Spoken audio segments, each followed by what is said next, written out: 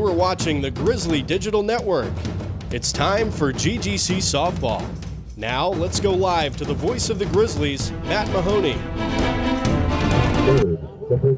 Welcome, ladies and gentlemen, back to Lawrenceville, Georgia. Here, one of the 10 host sites for the NAIA opening round. 6 games, not enough in this bracket to determine who will punch their ticket to the World Series in Clermont, Florida. We've got one game remaining, the very necessary, if necessary, contest between Georgia Gwinnett, the host and the 1 seed, and the Oregon Tech Owls, the 2 seed that have emerged out of the losers bracket, even things up. Both these teams with 1 loss, and both these teams trying to go to the World Series. Hello again, everybody.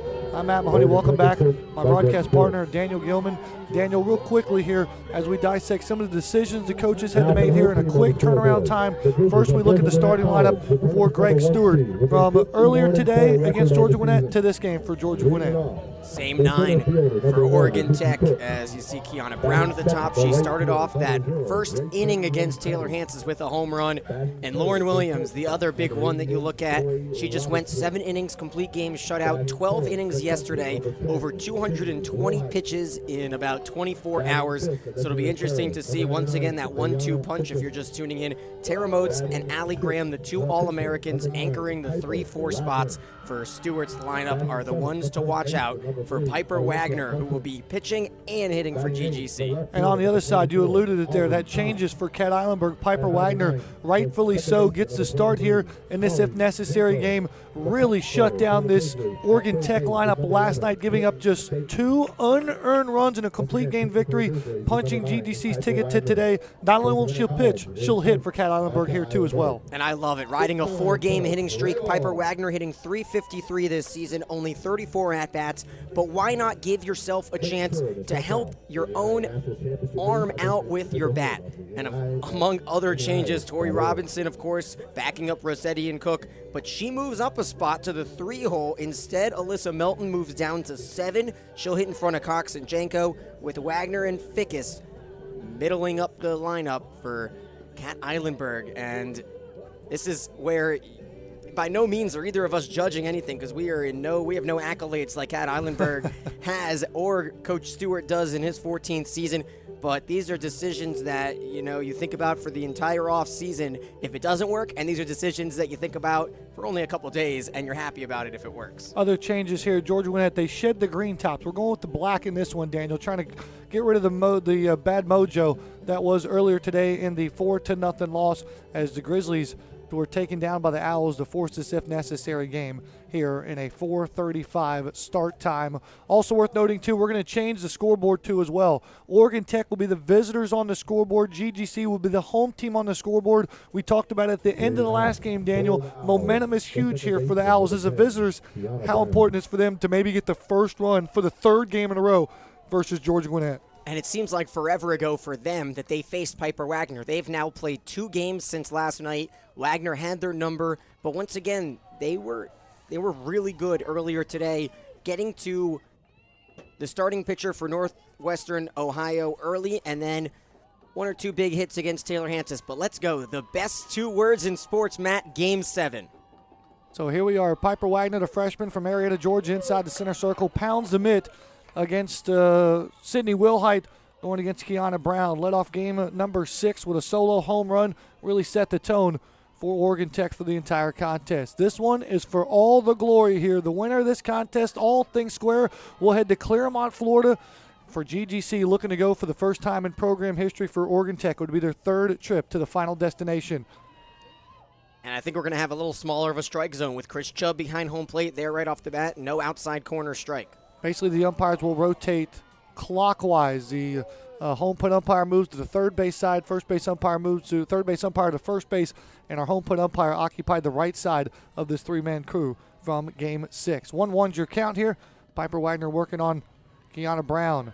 Brown pretty impressive performance, hitting the same spot from Game 1 to, or should I say Game 6 to Game 7. She went 1 for 3. Pair of pop-ups to Melton outside of the 13th home run of the season over the left field wall versus Hanses. 3-1 action pitch. That one clips the outside corner for a strike. 3-2. Wilhite's catching her 2nd game of the day back there. Interesting to see how she holds up too. Of course, Anya Vandersip on the bench if needed. Payoff pitch, ball 4, just a bit low there, and there's an early adjustment that both these pitchers, catchers, and hitters are going to have to make. We're going to have a little bit tighter zone. I'm not sure who that favors here early, the hotter Oregon Tech team or maybe Piper Wagner, who loves to get the swing and the miss, and so the Owls will make the adjustment from yesterday to today too as well. Yeah, so many unanswered questions coming into this one. Another one here is Piper Wagner pitching in back-to-back days. Offer at the bunt attempt there is Sahaley Doe. Pulls back, takes it for a ball, or excuse me, a strike. It's now 0-1. Doe and Moats were the only 2 strikeout victims yesterday for Wagner. Wagner was nearly perfect in every inning outside the second. There's a bunt drop down toward Wagner. She'll glove it, throw it over to first. Janko covering. And a lot of ways here the Grizzlies come out refocused, because how many times after a tough 8-0 loss do you got to just kind of sleepwalk into the if necessary game, break that one down? There was a meeting before this game started out in right field. Nikki Cook was the orator of that meeting. She is the lone senior. She is the one that is trying to make sure this isn't her last college game. She came out of it so emotional, so emotionally charged, as well as this entire team. You could already hear the vocals from the infield and outfield. And on that bunt attempt there, Grizzlies not asleep. Both Wilhite and Staten headed back toward third as Wagner fielded that bunt. So the runner is in scoring position with Brown, and this will bring up the first baseman and Tara Moats. Again, not a whole lot has changed in the lineup from Game 6 to Game 7. Top 6 spots, 7 included, all remain the same. Fly ball on the right. Right corner Rossetti will track down there. Tara Moats is retired. Matter of fact, it's the exact same lineup all the way through offensively, 1 through 9 for Greg Stewart. So 2 outs now as Moats flies in the mitt of Rossetti for round number 2. Brown's up at second, and this will bring up the designated player in Allie Graham. Both these teams playing in their second, if necessary, game in their last 3 years. GGC lost to St. Xavier in 2016, and the Owls of Oregon Tech lost to Simpson back in 2016 as well. So that was the year both of these teams went Game 7. It's the 5th consecutive opening round championship for Oregon Tech and the 3rd for GGC. Swung on ground ball from Graham. That one's foul, and the count now 1-2. Pressure-packed situation here. Correction, make that 1-1. Pressure-packed situation here, and when you get big games and big moments, you got to have your best players play to their potential and their ability. And Graham is that for the Owls. And a scoreless frame is so important here. That ball hit down the third baseline, but just a hair foul as a late foul ball call from the home plate umpire. Greg Stewart did the best he could, but yeah, selling trying it, to but sell it. He's been grinning ear to ear. And down the first baseline is the assistant coach, Bill Fagan. Bill Fagan, in his 22nd year, been around, played baseball at Oregon Tech in the 70s. All 3 of his daughters played softball at Oregon Tech, and he was there when they made their first NAIA postseason appearance in 1997. So I'm sure he had some words of advice for his players. Fagan down the first baseline, 22 years. Stewart down the third baseline, 14 years at the helm of the Owls. 2-2 offering. First changeup we've seen from Wagner. Misses up and away. Now it's full and out, 3-2.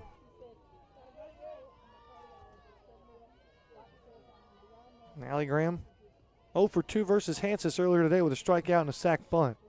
Reached on that error that got her all the way to third and scored in the 6th. Ball 4 just misses a bit low, and that's the adjustment not only the players and the fans are going to have to make here, as it was a big, big strike zone in game number 6 here in game number 7. You have to throw it over the plate to get the strikes called today. Yeah, now you get the famous arm wave by Nikki Cook out in center and the bow she takes, but I don't mind that. You want to pitch around the All-American to get to the freshman, I'm okay with that every single day. And so this will bring up the freshman, Logan Newts. First pitch into center field. Nikki Cook taking charge, and actually her and Cox going to collide just a little bit, and somehow physics does not kick in. The shorter Nikki Cook makes that catch, and the Grizzlies trying to shake off some nerves here in this if-necessary contest. The good news, they get a 0 up in the top half. Grizzlies will be the home team on the scoreboard here. Very important here in game number 7. We'll step aside. We'll come back, take a look at that revamped offensive lineup for Cat Islandberg and the Grizzlies on the other side of this. You are watching the Grizzly Digital Network.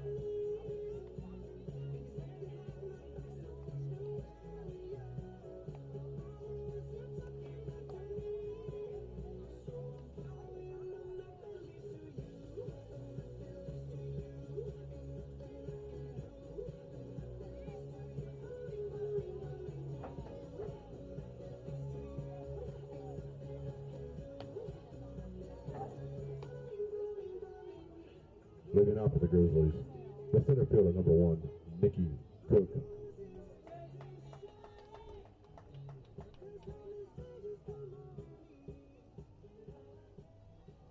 All right, here we go, folks. Bottom of the first inning we go. Defensively for the Owls, Mike Novocaine. Give it time, it always works. Delamere, Doe, and Nukes in right. McGuire, Ige, Brown, Moats, Armentrout, and Lauren Williams inside the center circle. The exact same lineup from Game 6 to Game 7 for the 14-year veteran and Greg Stewart. For Cat Islandberg, change is coming. Cook, Rossetti at the top. Robinson moves up to 3. Will Hyde at 4. Fickus at 5. There's your power. Wagner's bat gets inserted lineup in the 6th spot, followed by the struggling Melton and Cox and Janko rounding out the lineup in the 9th spot. As Nikki Cook digs in the left-hander batter's box. And Daniel, this is not a knock on Nikki Cook, but we've all learned when Nikki Cook goes, so do the Grizzlies. An emotional speech in between games, you can really set the tone for your team by finding your way in the base path here. I would say that's the biggest compliment you can give, the opposite of a knock. The fact that you are solely responsible for the ups and downs of your team shows how important you are. And for your career to keep going, your team needs to pick you up. Vice versa here for Nikki. 1-1 count here. Nick slaps a single right up the chute, and it's a good start for Georgia Gwinnett. We get a leadoff runner aboard, and this feels somewhat normal as the Grizzlies have Nikki Cook on base as the home team. Here's the first batter faced for Georgia Gwinnett. That's the most important thing. Pretend like this is the 12th game of the regular season. You just want to play as normal as you've played all season long. You're 51-4. Michael Rossetti takes the first pitch upstairs for a ball. 1-0. We saw Nikki Cook steal 5 bases yesterday versus Oregon Tech. Just had 1 in the contest earlier today. See if we can light that fire on the base path. 0-1. Cook stays put. Rossetti takes that pitch for a strike, 1-1. I think also the change in the strike zone is going to benefit George Gwinnett more than the Owls. Tell me if I'm wrong here, Daniel, because of so sporadic and how wide Grizzlies were having to swing out of their shoes just to determine whether it's a ball or strike. Now you can focus in. Cook on the move, throw down to second, not in time. Stolen base number 64 on the season. And so now you can focus in. You don't have to worry about the rise, swinging out of the rise ball or chasing a ball away. You can now focus in and realize, okay, I know where the strike zone is. I know my ability. And I've certainly seen Lauren Williams now for the 4th time in one day. And you got Armentrout behind the plate, not the best arm for the freshman. So Nikki Cook, stolen base, in scoring position. Rossetti takes that tough pitch for a strike. It's now 2-2. And tough pitches, and it's a good one from Williams. Yeah, what that does is takes away the bunt opportunity if you got to 3-1. But now if you're Raquin, you got to pull it. No matter what, pull the ball, move the runner. Williams kicks and fires here. An inside pitch up and in. Rossetti lays off it. Now it's full of 3-2. And with Tori on deck, she's one of the hotter hitters around the country as well. Don't have to worry about her potentially bunting. Get on base any way possible, Raquin. Rossetti delivers a chopper right up the middle here. Then deliver a base hit. Shallow center field is Doe. Quickly to the plate there. Rossetti's going to take second as Cook holds up at third. And this is a familiar feeling too as well. The Grizzlies off and running here in this if necessary game. Runners at second and third and nobody out for the 3-hole hitter, which is normally reside for Alyssa Melton. But in this case today, Tori Robinson will take center stage. Has not scored first against the Owls in these last 2 games, but GGC 37-0, and they can get on the board first and get the confidence, insert that juice. So Lauren Williams fires into Robinson. First pitch swing here, delivers a base hit up the middle. On comes Doe, on comes Cook. Rossetti stop sign here, and the Grizzlies have come to life here after getting shut out for the first time this season. Daniel, it was the first time since last year at the opening round versus Warner. The Grizzlies were shut out in a contest. Not going to be the case here in Game 7. And a quicker hook than a fly fisher on a Tuesday afternoon here as they're going to go with the freshman Abramson. I was wondering how much leeway they would give. It's a pair of slap singles up the middle, and that's it. But I think Kat Eilenberg gave a little bit too much credit to Doe. Back-to-back hits up the middle, and now that you've seen that Sahaley Doe doesn't have the most impressive arm in the world down center, you can maybe swing that arm a little bit more. So a pitching change coming for Oregon Tech. Lauren Williams, after throwing almost 20 innings in a matter of 2 days will be removed from this contest, giving up a run here in the bottom of the first. I would say we'd take a break, but forget stepping aside here. We got some softball to talk about here. So Sydney Wilhite will hit with runners on the corners. And again, the new pitcher for the Owls will be number 9, and Sarah Abramson. Here's a good look at Robinson's base hit. Just a seeing eye single right up the middle. Tori Robinson didn't waste any time. First pitch swinging. She got a pitch she liked. It only took 10 pitches for GGC to dispose of the junior arm, and now they'll face the freshman that had their best in the first go-around yesterday. But she got wild. 4 walks from Abramson, 3 1/3, 4 runs, 6 strikeouts. You have to wonder if Stewart was a little hesitant to pull her out yesterday because of how GGC kept piling it on. But now he gets to make amends with the quick hook on his ace and going with the other ace with the stuff, Matt Mahoney, as GGC just needs a fly ball here from Sydney to put on 2 and give some insurance over to Piper. Abramson's numbers a 2.02 ERA, 11-6 record on the year. 121 innings pitched, giving up 110 hits, 48 runs, 35 of them earned, 50 walks, and 120 strikeouts. Grizzlies were really good and really good at putting the ball in play. The strikeouts came early for Abramson, but the Grizzlies made that adjustment the second time to the lineup. So for all these Grizzlies, including Sydney Wilhite, this is going to be the 3rd at-bat they've seen Sarah Abramson as Wilhite fouls the first pitch off. Swinging at the second one and 2, hits one in the right center field. On comes Nunes, making the catch. Tagging up will be Rossetti. Here comes a throw to the plate, and it's not in time. Standing up is Rossetti, and so are the Grizzlies. In this if necessary game number 7, the Grizzlies lead 2-0 in the first. Did not want to wait around for a 2-strike opportunity for Abramson to put her away. She swung at the first 2 pitches and needed, any type of contact. I don't want to say a double play would have been nice, but at the end of the day, you hit into a double play there. If you're Sydney, it's not the worst thing because it works as a run scorer. And here the sacrifice fly lines up for your girl Brianna, who owes you 2 RBIs. If I'm counting correctly. She does. I didn't get one in game number 1, our first shutout of the season. And so now Fickus will dig in. Robinson staying put over at first. There's only 1 out in the inning. That's Fickus, legitimately the DP in this lineup. And again, that ball looped right over the plate there. It gets away from the catcher. I thought it might have been a foul ball, but no, it's a pass ball past Armentrout. And I got a feeling that Armentrout, much like us, wondered how Fickus missed that pitch. Yeah, that was juicy. And the freshman catcher, I'll say it again, she's the bat in this lineup, the phenom who loves to get up there, but the veteran on the bench, the defensive catcher. 1-1 count. They stay away from Fickus, and now a hitter's count for the DP. First team all-conference selection at Corona, California. Fickus reached on 2 fielder's choice versus Abramson yesterday. 2-1. Now misses low, now make it 3-1.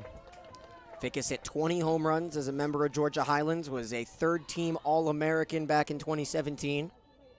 Putting together All-American numbers if you had her penciled in for the entire season, and she kept it up. But the way that she takes balls is what I'm going to keep saying, and I know you're probably tired of hearing it at home, but the patience from a power hitter is something that is such a rare duo. And so Fickus will take the walk. They might have peeked on deck and saw Piper Wagner, whose last at-bat was about 3 weeks ago. And so they'll ask her, the pitcher, to dig in, grab a bat, and takes the first pitch for a strike. She had a base hit in the AII tournament, extended her hitting streak to 4 games, which stretches, about a couple weeks. As that ball flared to the right side, long way to go for the first baseman in Moats. That'll drop out of play, and so the count now 0-2. If I'm not mistaken, Piper Wagner scored the run on the Aubrey Cox walk-off, quote-unquote, to win the AII tournament in 5-inning style against Talladega. And this is not a move out of desperation for Kat Eilenberg. Piper Wagner is a very good hitter. As we get a stoppage in play here, we've got the base umpire has John Eilenberg all the way in fair territory by about 6 feet.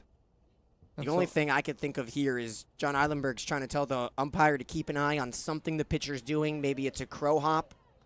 That's the only thing I could think of, but that was strange. You see Kat Eilenberg stop the pitcher Abramson from throwing? I got the other way around. I think the base umpire doesn't like something going on in a Grizzly dugout.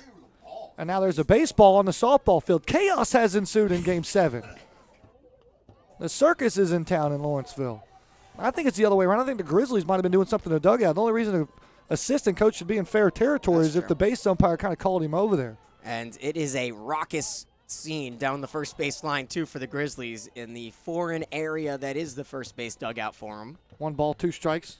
Abramson delivering, and Piper Wagner chased that pitch there, frustrated with herself. She goes down swinging. Abramson again. And the start yesterday versus Georgia Gwinnett picked up 5 strikeouts, got all 5 of the strikeouts the first time through the lineup as the Grizzlies made the adjustments the second time through the lineup, picking up 5 hits and scoring 4 runs. So this is literally the 3rd time through the lineup for GGC versus Abramson. Some of the Grizzlies, like Cook and Rossetti, have already seen her 3 times, as Alyssa Melton is one of those same characters too as well. But Abramson had her number yesterday. And now we'll see. I might just be overthinking things, but we'll see if Coach Eilenberg lit a little fire under E over here, putting her down in the lineup. And if she can come up big here, that would make it all better. Melton, a junior out of Grovetown, Georgia here. Takes that one for a tough ball. Just misses high for Abramson. Count now 3-0. And Abramson can turn it up. She had a lively rise and a gorgeous changeup. I haven't seen the changeup yet, but when she pulls the string, you'll know. Rise ball again, checked in on the top shelf. Count now 3-1. That's a dangerous pitch. When the rise ball is a strike, not a good thing for a pitcher. Obviously on 3-0, that's what you want to do, but very often that rise ball, if it's a strike, is getting crushed. Melton, a good take there, and an inside pitch right at the knees, count 3-2. And Daniel, we can say that Abramson's got a little bit more velocity than what Lauren Williamson had. Williamson, a lot more movement left to right, more of a vertical pitcher more of a horizontal pitcher than the vertical pitcher that Abramson is. And a loose line drive back toward the pitcher, and Abramson, she'll make the snag for out number 3. But the Grizzlies come to life here in the finale of Game 7. They get 2 runs in the first frame as Georgia Gwinnett leads 2-0. We'll head to the second here on the Grizzly Digital Network. National Championship action in May. Check out the official video home of the NAIA at NAIAnetwork.com. There are over 10,000 live events throughout the course of the year, so go to NAIAnetwork.com to watch all the exciting National Championship action.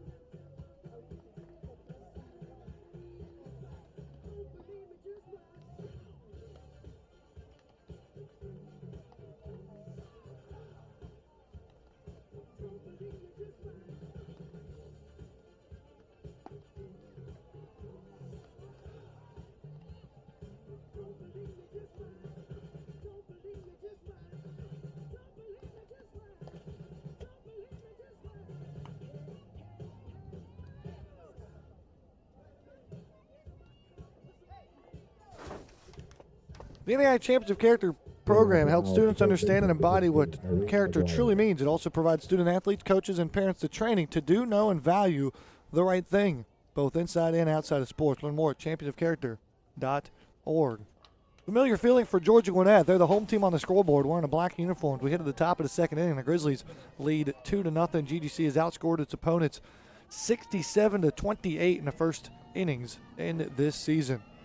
As Piper Wagner get a little run support for the freshman, and she'll take on the 6, 7, and 8 spots in the lineup. First pitch swinging here is Tori Robinson, throws it about 99 miles an hour across that infield to retire McGuire for out number 1. The energy in the infield right now is contagious because Alyssa Melton just threw it maybe 97 right back at her to go around the horn. You could tell these girls want this so badly, and I'm not saying the Owls don't, because you know there's going to be a fight from these 40-win Owls. Yeah, 40 wins this season for Oregon Tech, as 38, close to 40 wins, but another successful year. And it's all coming down to this one, Matt, and you got to believe that Piper Wagner's trying to bring her A stuff as these hitters are doing the same. Rachel Delamar digs in, the left-handed hitter, or excuse me, the left fielder, sets one in the center field right at Nikki Cook. Chest high squeeze for out number 2. Deja vu from the last out from last night. as Nikki Cook caught the Now batting the final catcher, out number in center 22, field off the second bat and of Tara second. Moats. I was a little concerned about Nikki Cook's overnight health after Anya Vanderstoep tackled her right outside the center circle, but Cook back to regular form here in the finale. 2 outs, nobody on for the catcher, and McKinney Armentrout. That one's hit well to left. Back goes Aubrey Cox, still going. That's got a shot. It's off the top of the tape of the fence. Cox gets to it pretty quickly back toward the infield as Armentrout missed a home run by about 18 inches to the left field wall, and the Owls come to life in the second with a big base knock. That's your second double of this doubleheader. Now batting the shortstop, Allowed. number 4, Shayna Ige. Double off the top of the wall. Had one against Hansis in the first game that these two teams played today. Remember, this is the third game of the day for the Owls, and it doesn't look like they are slowing down one bit. Chopper toward Staten, but it's foul on the third base side for Shayna Ige. Shortstop getting it done with the glove in this opening round, trying to contribute with the bat. And she hit in the leadoff spot yesterday versus Piper Widener and had some success with 1-for-4 performance and a double. Hiding out down here in the 9 spot. Hasn't been the best of performances so far for Ige, but a 2-for-2 game against Hansis really snapped her out of a 1-for-9 start to this tournament. So Wagner likes what she sees from Will Height. Kicks back, rears, and fires to the plate. There's a strike right over the heart. Bell tie. Wagner ahead 0-2. Opportunities like this is where you get to see what Piper's feeling. This is where you want to go with the pitcher most confident with for the out, and today it's going to be the change early on. Little setup pitch there. Likes to change up. I think we need to have a camera just on Nikki Cook when there's 2 strikes because she's great. 1 ball, 2 strikes. Wagner kicks and fires. Ige delivers here. Looper in the right. On comes Rossetti. She'll squeeze it over top of her head. And it's a 4 inning for Piper Wagner. Strands a 2-out double. She gets the fly into right. And a 0 goes up for Wagner and the Grizzlies in the top half of the second. 2-0 Grizzlies lead. We go to the home half. You are watching the finale of the NAIA opening round in the Lawrenceville bracket here on the Grizzly Digital Network. For all of your equipment needs.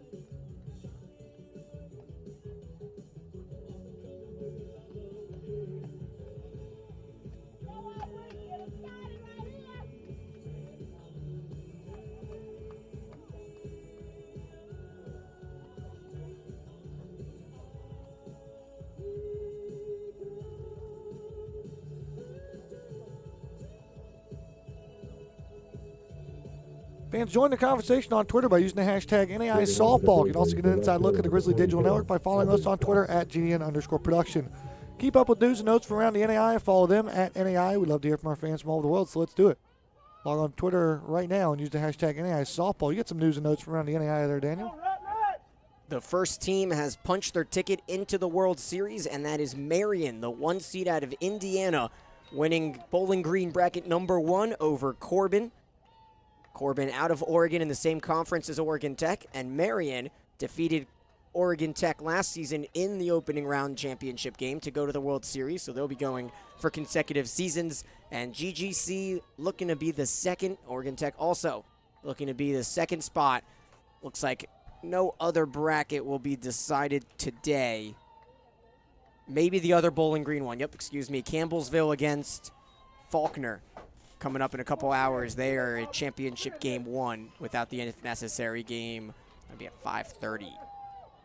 Bottom of the second we go here. Cox, Janko, and Cook do up for Georgia Gwinnett. Put a 2 runs up in the first. Can we keep that momentum going here in the second? I want to thank a bunch of fans that are tuned in here on Twitter using that hashtag NAI Softball. Continue to do so as Cox takes that one for a strike. The consensus is, Daniel, amongst our Twitter followers here is no connection from Game 6 to Game 7. It's its own game and its own momentum. Doesn't matter. It doesn't count. And clearly the Grizzlies are potentially proving that true here in this 7th inning contest. Cox fouls this one in a foul territory. Get your glove, Daniel. Oh, I want one so bad. It's on the bucket list. Well, you can't do it with the window shut and the air conditioning on. You got to make some sacrifices here. Maybe next time. One other bracket does finish up today. It's the Columbia bracket in Kentucky, where St. Xavier takes on Freed Hardeman today at, or about now, they're playing right now, Game 6. And that'll be Game 7 coming up tonight if needed. St. Xavier ties in with GGC because they stole the Grizzlies' chance to make history back in 2016 with the win in the if necessary game against the Grizzlies. Classic case in 2016 is you face a tough team and an excellent competitor that was Nicole Nonamaker. You just tip your hat and move on because that St. X team rode their pony all the way through the opening round and made a deep run to the World Series too as well. So how young we were in year 4 and how much we've grown to year 6. You face a pitcher like Nonamaker or Lauren Williams or Sarah Abramson, and the Grizzlies are much more prepared for this opening round thanks to a performance like Nonamaker was in 2016. 2 balls, 2 strikes. As Aubrey Cox starting to put the bat on the ball a little bit better here in this at-bat. Still nothing in fair territory just yet, but at least working to count 3-2. It's changing the right direction. And an update, GGC leading Kaiser University baseball in the winner's bracket 6-2 in the 8th.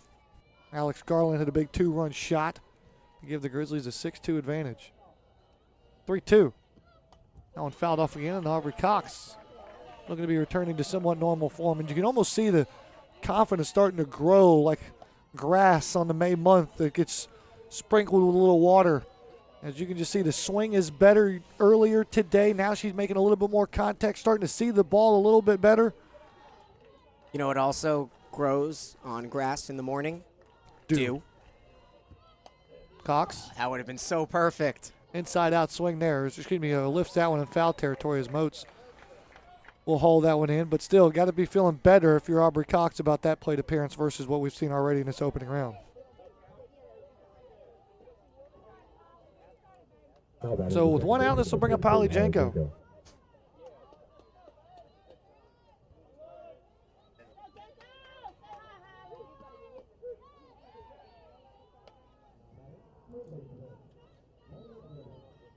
First pitch into Janko, hits for a strike, 0-1. Holly Janko. Pretty good appearance versus Sarah Abraham yesterday. 1 for 2 with a strikeout, but again, that's second time through the lineup. Made the adjustments with a single and scored her run after a stolen base.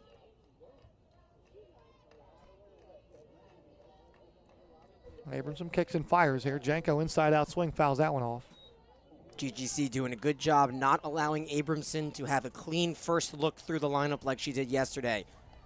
Went through the first 9 hitters in less than 40 pitches yesterday. Abramson did. Here, a 10-pitch at-bat from Cox. Now Janko fouling off some pitches and just forcing Abramson to really work out here in the sun. That one just clips the outside corner there. I think Abramson might have missed her spot because I think she did. Armstrong was way outside in the other batter's box, and the pitch kind of missed in back toward the plate, which gave the home plate umpire a much easier path to see that pitch. And so Janko goes down looking for the second strikeout from Sarah Abramson. There's the one downside of maybe peeking and seeing where the catcher is, because maybe Janko saw that Armentrout was way outside and decided to take all the way, and it came and snuck in and caught the outside corner. It was a good call. This home plate umpire on his game so far today. So 2 outs. Back to the top of the lineup for Nikki Cook. Once to the lineup for GGC, 2 runs on 3 hits. Cook setting the table here at the top of the lineup. We're going to try to work our way on the base path with 2 outs. Batting average up over 510 now for Cook, 511, as she is getting closer and closer to that 603 mark from last season. And don't you tell me superstitions aren't real. I won't. The Jersey 1-0 against Oregon Tech. They ditched the pinstripes after the loss today, went right back to the Blacks. 3-0 here. Cook taking all the way. She'll take the 4-pitch pass and move on down to first base. Cook had tremendous success versus Abramson yesterday. Went 3 for 3 with 3 singles in addition to 2 stolen bases. So Cook already with a stolen base in this contest versus Williams. And now she'll get the green light here. Yeah, you can versus go ahead Abramson. and pencil that as a double. First pitch not going there. Rossetti, a patient at bat, takes the first one for a strike, 0-1. Until you see Armin Trout throw out a base runner, there's no reason to stop. We haven't seen it yet in this tournament. 0-1. Cook stays put again on a pitch on the outside corner. Dives back into the bag at first safely as the tag applied by Moats. Top of the lineup due up for Oregon Tech in the top of the third. And I know the players aren't thinking about it, but the coaches always peeking to see what's due up in the next half of the inning. 1-1 pitch, an all-speed pitch misses away. Rossetti gets ahead 2-1. So any extra run you can possibly garner here with a 2-out rally is extra important. And once again, that outfield is so in. 2-1. Rossetti slaps 1-1 hopper to the third baseman there. Gloved nicely by McGuire and tosses out Rossetti across the infield for out number 3. So the Grizzlies don't get anything in the second, but they have some quality at bats versus Sarah Abramson, who throws up a 0. Grizzlies leading 2-0. We head to the third here on the Grizzly Digital Network.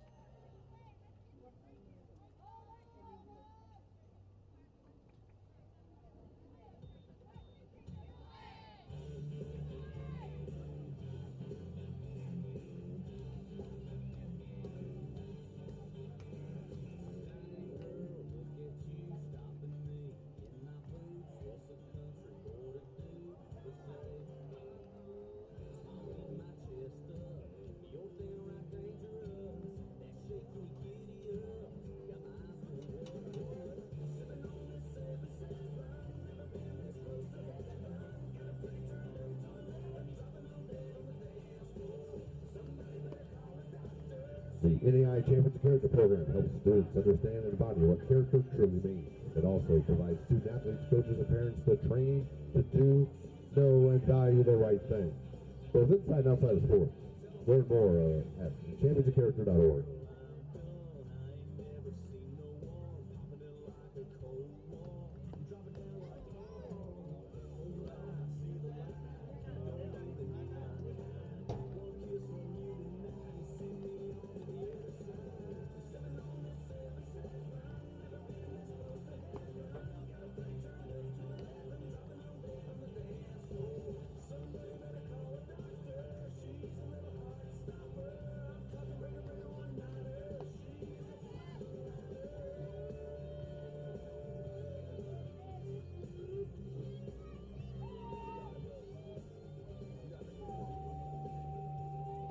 Leading off for the Owls. 65,000 student athletes, 260 college campuses, 25 national championship events, and $500 million in athletic aid. Get in the game today at playNAIA.org.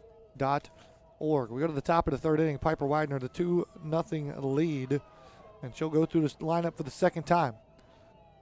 And again, put things in perspective from yesterday to today. Wagner gave up 2 unearned runs in the second. And the second time to the lineup, that was the point where at one point she retired 7 Owls in a row. And so now this is basically the 5th time through the lineup for Oregon Tech seeing Piper Wagner. 18th start of the year, and she has 18 wins and no losses. I think she's won every single start. Can't necessarily remember every single one. Double check for you guys. 1-1 count. Wagner working on Brown as Daniel's working on some websites. 1-1 offering here, an off-speed pitch. That one floats in there for a strike, and if Wagner's got that one for a strike, it's going to be a long day for Oregon Tech. And we saw it last inning. When it was 0-2 against a non-power threat, what did she go with? She went with the change, so that's the one that Piper's feeling. 1-2 versus Kiana Brown. Launched a home run the last at-bat here, as Wagner had her number, a 0-for-3 performance in yesterday's contest, and it was Brown that put that ball into right center field that Nikki Cook robbed of a base hit that really changed the momentum of that contest. And now Brown will put a comebacker right toward Wagner. She'll step and throw over to first for out number 1. The results are in. Piper Wagner, 17 starts, all 17 of them victories, 14 of them complete game variety. Just a season to behold. It's hard to not give her the AII Pitcher of the Year. It's such a tough decision when you have to choose between 2 of the same staff.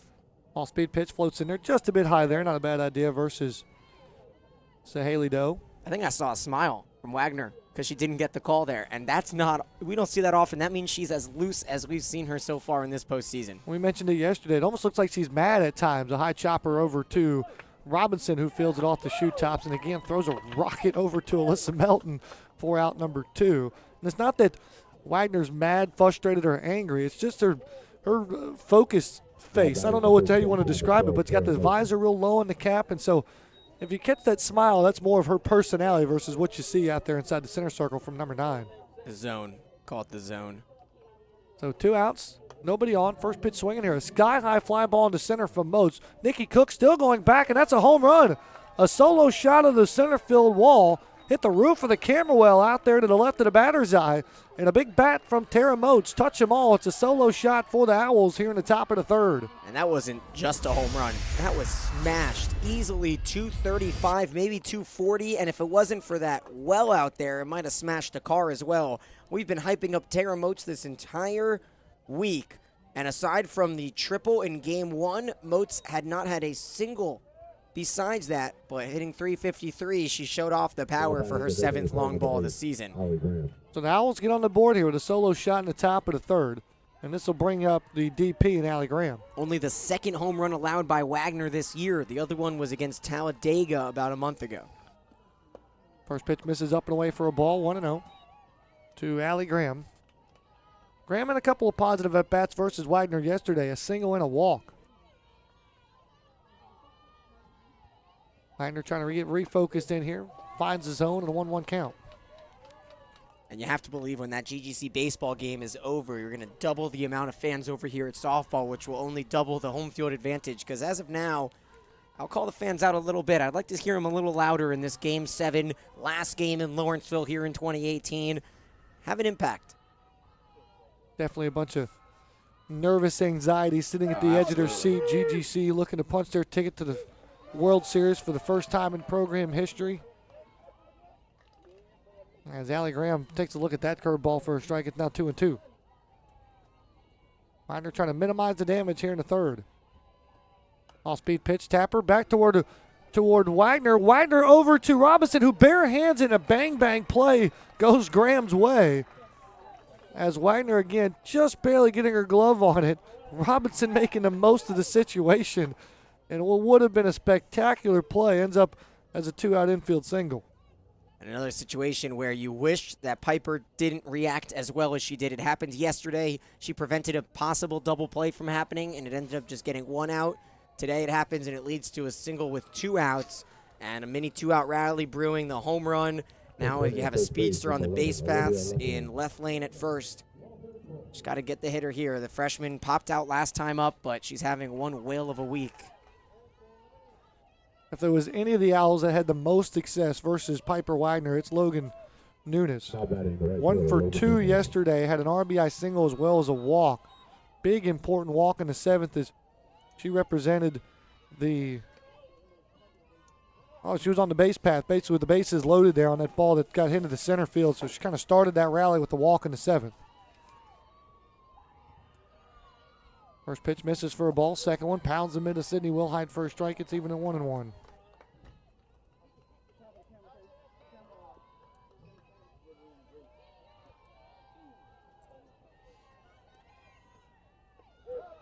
Oh, that's an extra special change up there from Piper. Maybe took 2 or 3 miles per hour off of it, and now she's in another strikeout count. No strikeouts today, though, for Wagner. If you're calling out the fans, I'll do so as well over from the baseball park over here to the softball. How about the ones getting off work here on a Tuesday afternoon in Metro Atlanta? Head on down I-85, head west on 316, get off here at GGC, and come on into the ballpark. We'd love to have everybody here tuned in person, and support the Grizzlies, who have a 2-1 lead going into the bottom of the 3rd inning, and a chance to go to Claremont, Florida on the line for both these teams. You are watching the Grizzly Digital Network. Attention fans, if you or someone you know is interested in getting recruited to play in the NAIA Showcase or skills in person at the NAIA Showcase events, NAIA college coaches will be in attendance where over 150 scholarships were offered in previous events. NAIA Showcase events are already planned for the summer of 2018. Go to NAIAshowcase.com for more information.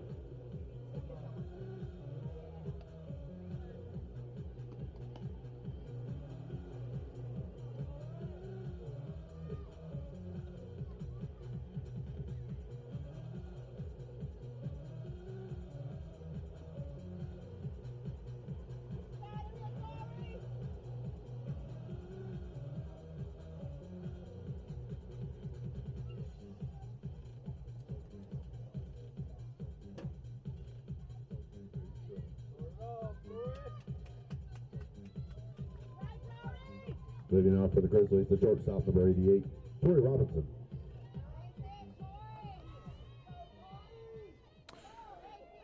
Attention fans, if you or someone you know is interested in getting recruited to play in the NAIA, showcase your skills in person at the NAIA Showcase at one of the events this summer. Log on to NAIAshowcase.com for more information. Bottom of the third we go here.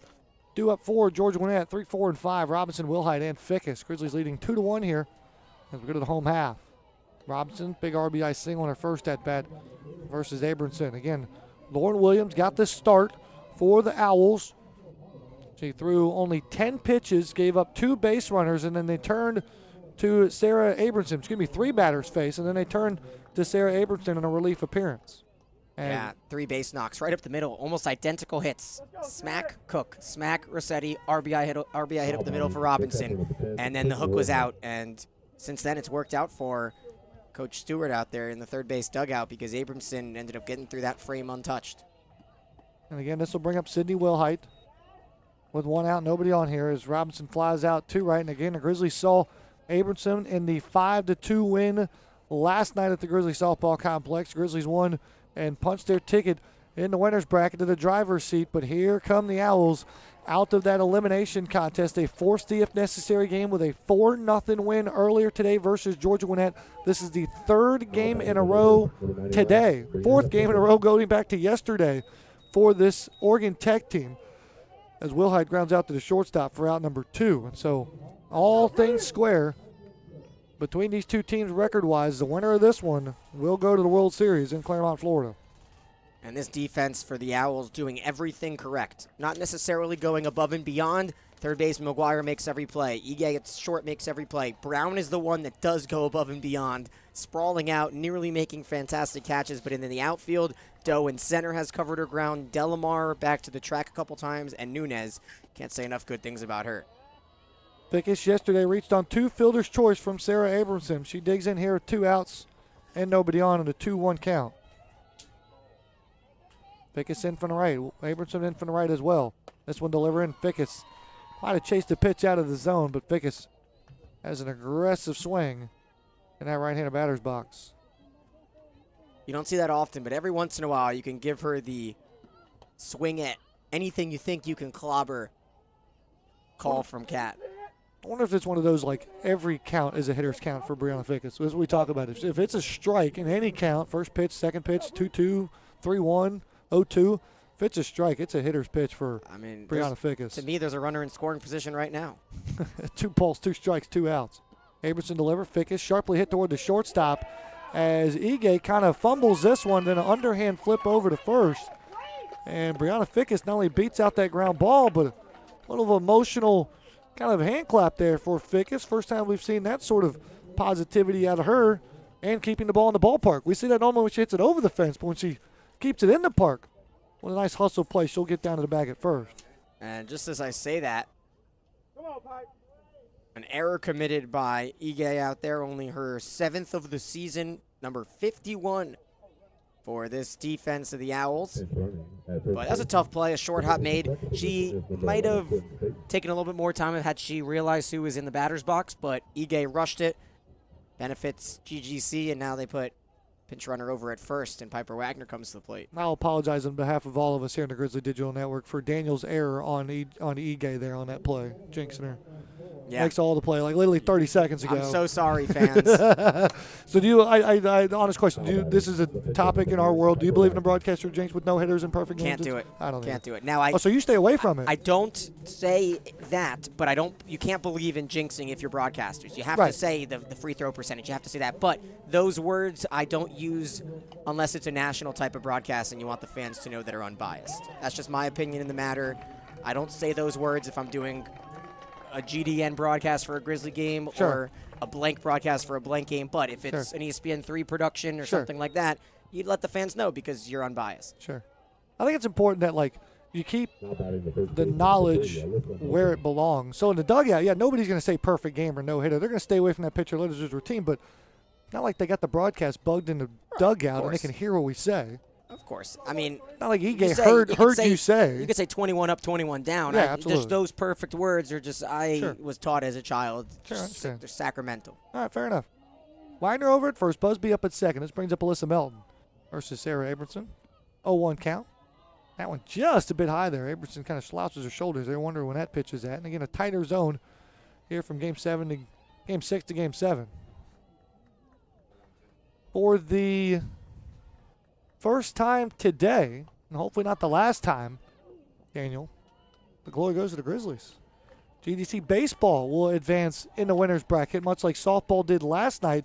Grizzlies take down Kaiser, and now you get your fans are going to wander over here to the Grizzly softball complex and wonder if GGC can punch their ticket on the softball side of the World Series for the first time in program history. Melton hits this one into left center field. On comes Delamar, but she'll make the running catch in shallow left field for out number 3. So the Grizzlies get a couple of base runners, but leave them both on the base path as we will play 3 innings. Grizzlies lead 2-1 here on the Grizzly Digital Network.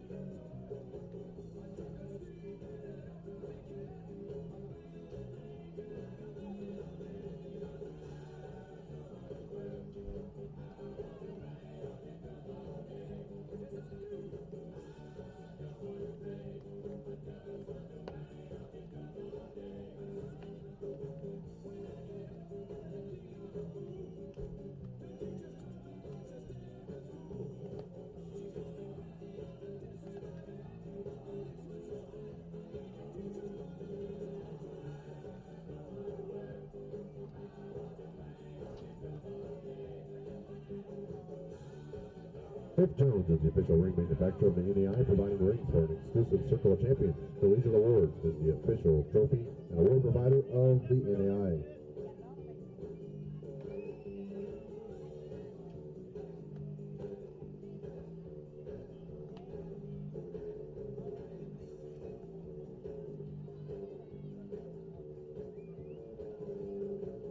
Leading off for the Owls, the third baseman, number 16, Irene McGuire. Welcome back, ladies and gentlemen, here in Lawrenceville, Georgia, one of the 10 host sites for the NAIA opening round. We're in the Lawrenceville bracket, game number 7, the much necessary, if necessary, contest between Georgia Gwinnett and Oregon Tech. The winner will go to Clearmont, Florida, to the World Series. GGC looking to do it for the first time, Oregon Tech looking to do it for the 3rd time. Piper Wagner taking on Irene McGuire. She'll turn around the first pitch she sees in the center field for a base hit. Back-to-back innings where the first pitch of the inning is clobbered. Armentrout got the double last time out. Here it's McGuire.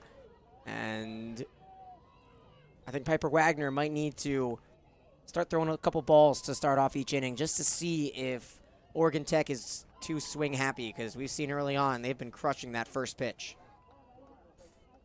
And so McGuire will be over at first. The pinch runner will be number 24 in Sierra Barkas, a junior out of Graham, Washington. First time she's seen the field versus GGC in this opening round.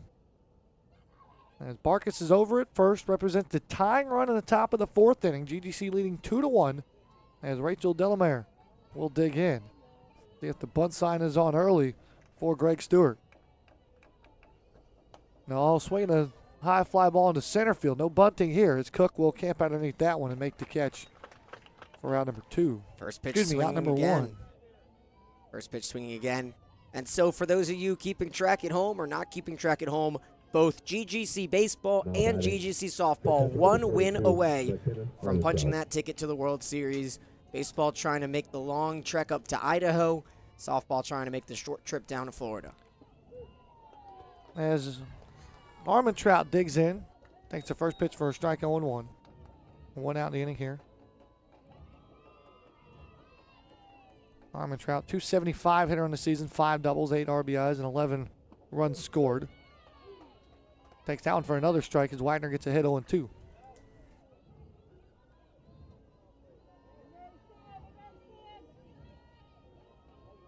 Wagner looked into the mid of Wilhite and delivers. His ball misses upstairs.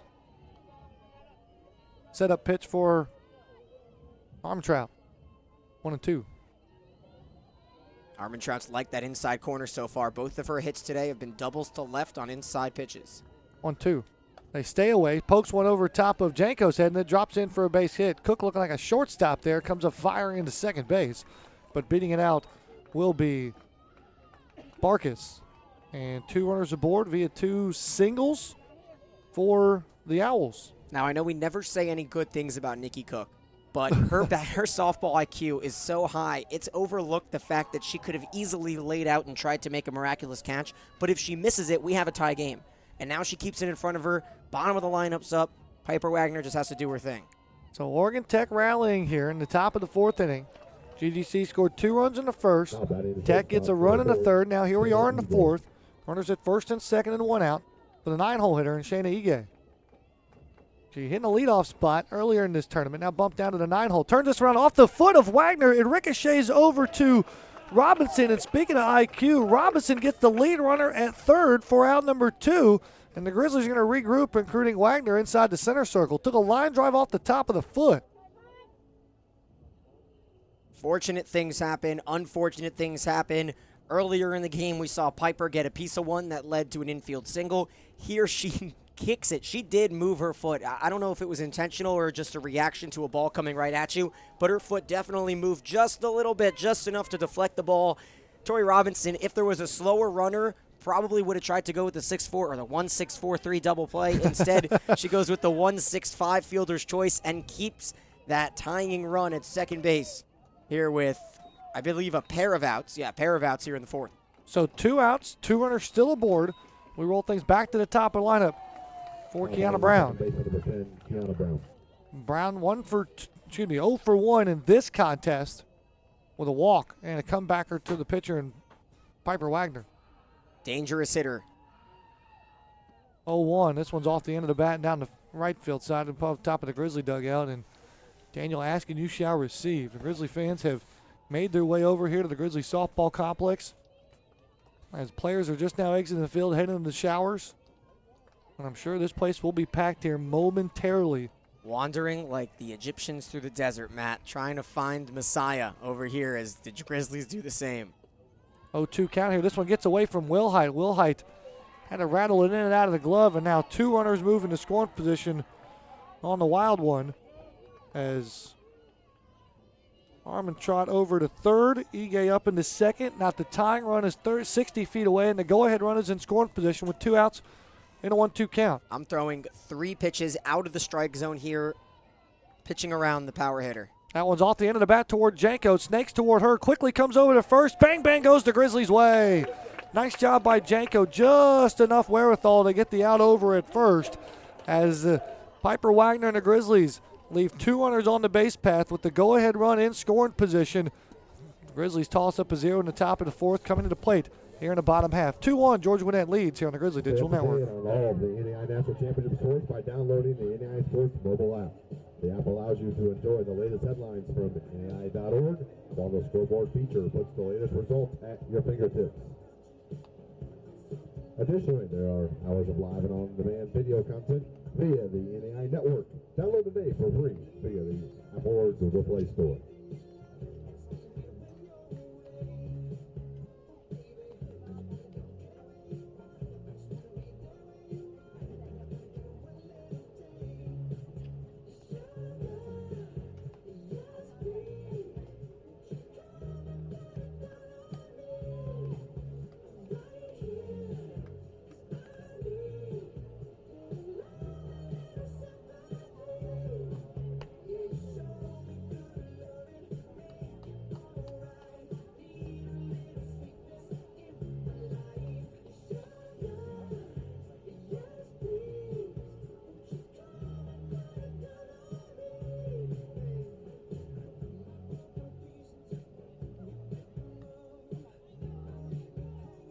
Leading out for the Grizzlies, the left fielder, number 24, Aubrey Cox. Let's go, Aubrey!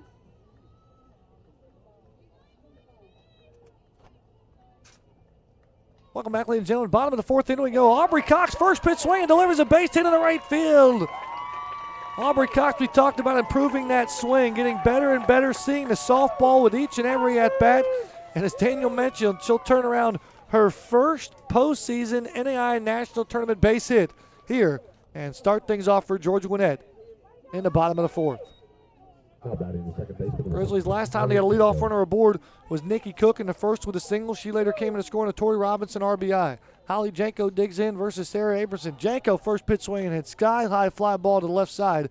Ige drifting back, but Delamore will call her off and make the catch or out number one. Janko, who's been so good this entire tournament long today. A little bit bigger swings, I think. Not necessarily what you want from Holly, but can't be upset what you've had from the freshman of the year so far this season. Now Nikki Cook up, and with this one-run game and how Oregon Tech's been hitting Piper Wagner the last few innings, Cox means a lot at first. This ball gets away from the catcher in Armentrout, and so our Aubrey Cox will turn up into second base, and the Grizzlies have a big runner at second and one out here for Nikki Cook. Cook in this ball game here today, 1 for 1, been on the base path twice with a single and a walk. Big at bat here for the lone senior on this Grizzly roster. 22 ribbies on the year for Cook. As Cook takes that one for a strike. Count now even a 1-1. And Cox has speed at second. I'd look to see anything hit softly to the outfield. I don't know. They're actually so in. I take that back. I think we just got to go station to station here if you're Cat. Cook's got some extra base hit ability in her bat. As, again, for the second time in 2 days, the ball goes off the knob of Nikki Cook's bat in foul territory.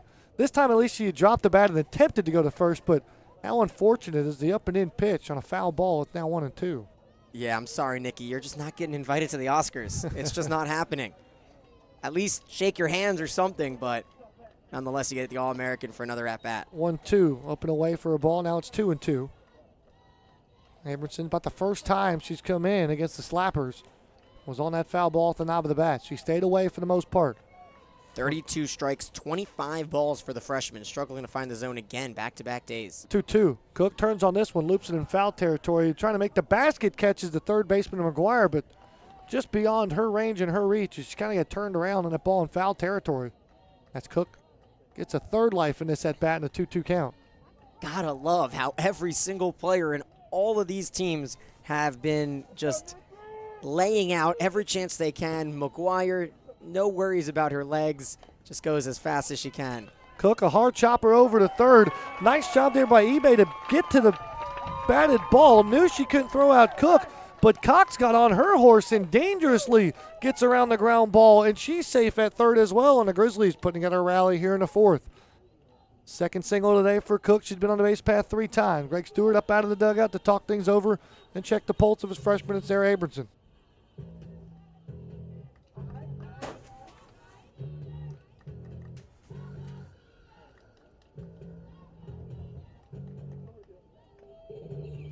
Two games yesterday, and then the game earlier today.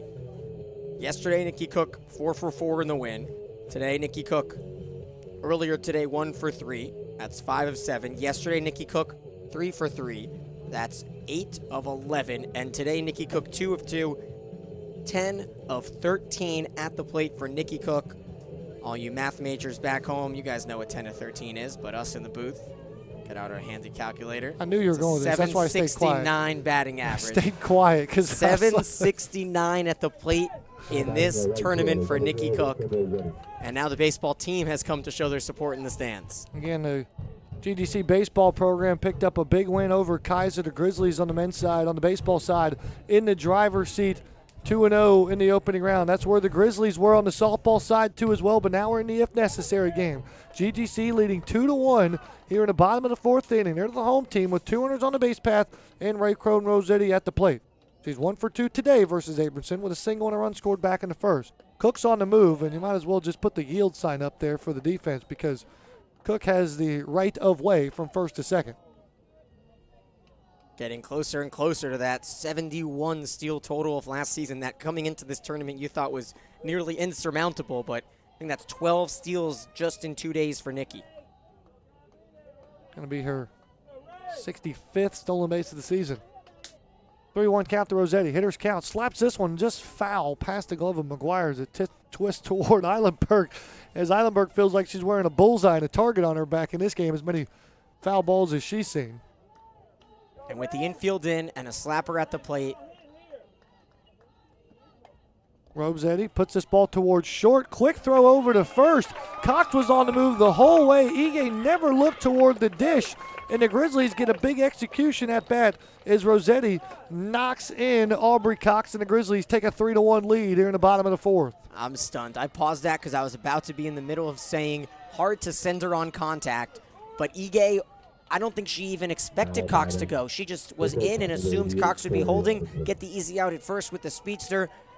Grizzlies beat the system there, and they get the extra insurance run. Now they lead by 2 with 9 outs remaining. Speed definitely puts pressures on the defense, and pressure on the defense forces mistakes. Robinson, an inside-out swing. Line drive into right with Nikki Cook over at third. Robinson jumps all over the first pitch and almost delivered another clutch RBI versus Oregon Tech. Instead, GGC gets the run back that they gave up in the third with a run in the fourth. We head to the fifth. Grizzlies leading 3-1 here on the Grizzly Digital Network. Mutual of Omaha Insurance Company has been providing insurance coverage for all of your student athletes. Contact a knowledgeable professional at Mutual of Omaha for all of your collegiate insurance needs.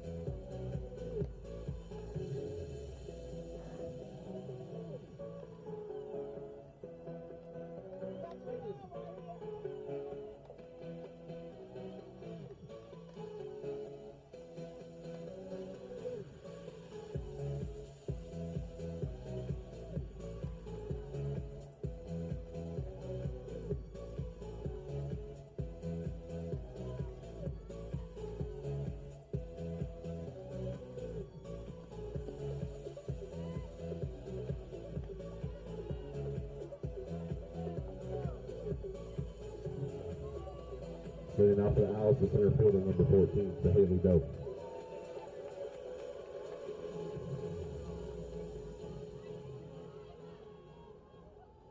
NAIA would like to recognize its national corporate sponsors for their support of the NAIA through the championship season. Herff Jones, Mutual of Omaha Insurance, Collegiate Awards, Shorts Travel Management, National Car Rental, and Fine Designs. We head to the fifth inning here. GGC got a big run back. 3-1's your score. Piper Wagner, the freshman, inside the center circle for GGC, going up against, say, Haley Doe. 2, 3, and 4 spots in a big inning for this Owl team.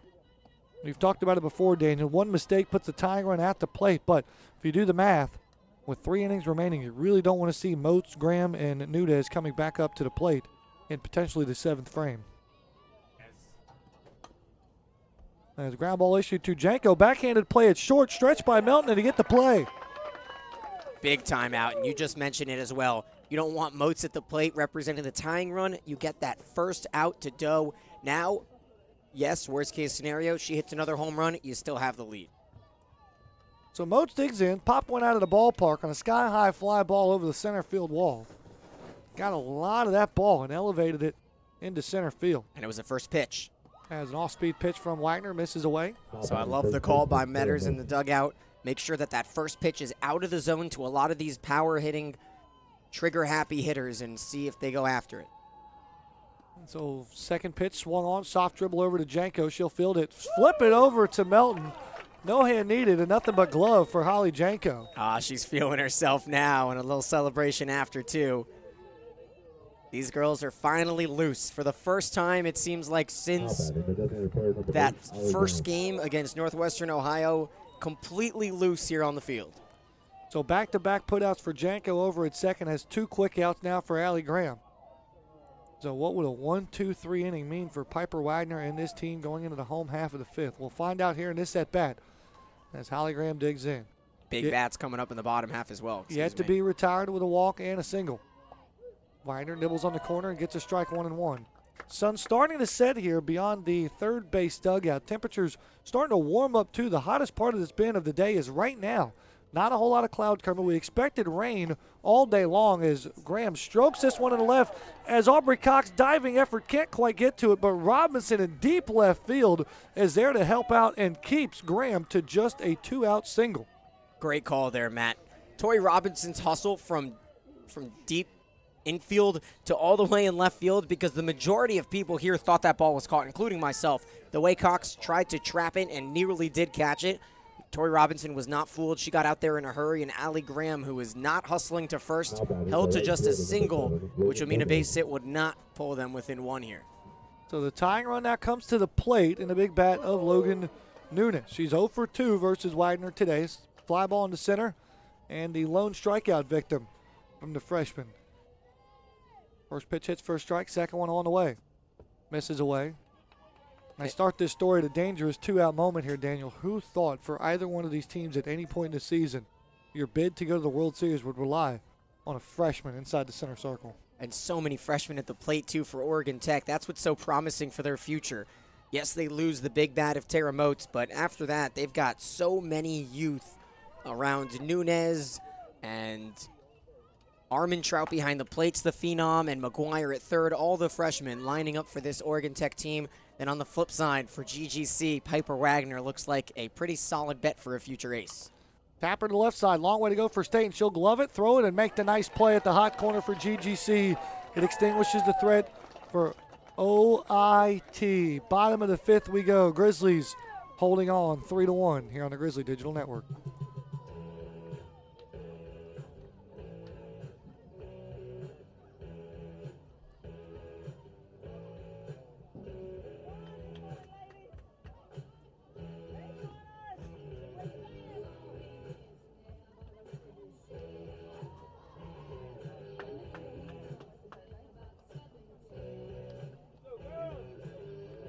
Make sure to check out NAIA National Championship News by visiting the official home of the NAIA at NAIA.org. As the official travel partner of the NAIA, Sports Travel would like to congratulate all of the NAIA championship teams on an excellent season. Sports Travel Management is proud to assist these teams reach their destination during postseason play and throughout the year. Sports Travel, proud to be the official travel partner of the NAIA.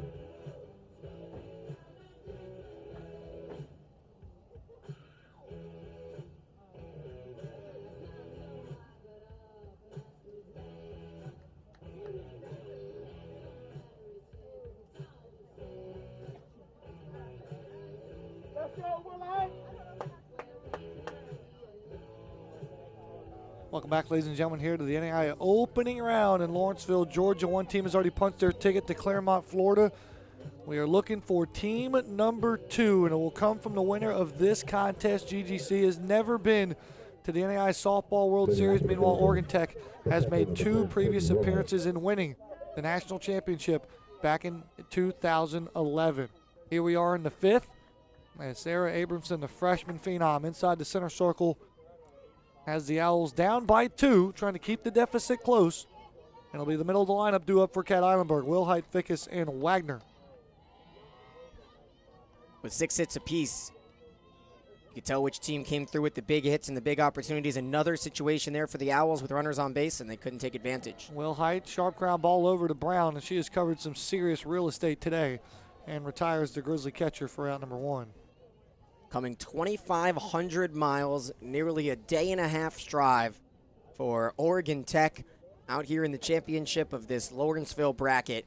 And there are some faithful. I've seen them scattered around with OT hats.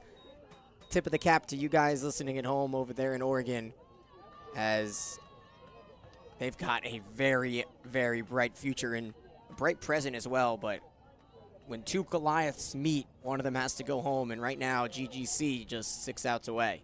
Biggest swing and a miss there. Chases the hitter's count on a 1-0 count. Now it's even at 1-1 on the swing and a miss from Williamson.